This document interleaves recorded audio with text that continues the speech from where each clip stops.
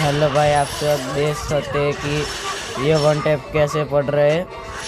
मैं ये 3 फिंगर से खेलता हूँ, वैसे ही वन टैप तुम्हारे भी लगेंगे।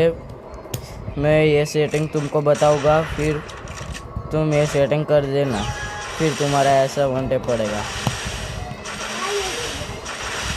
और मेरे को सब्सक्राइब और लाइक करना पड़ेगा।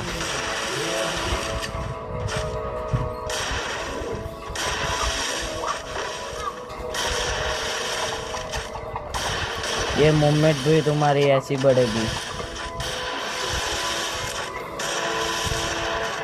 आप देख सकते हैं वो M10 से मार रहा है।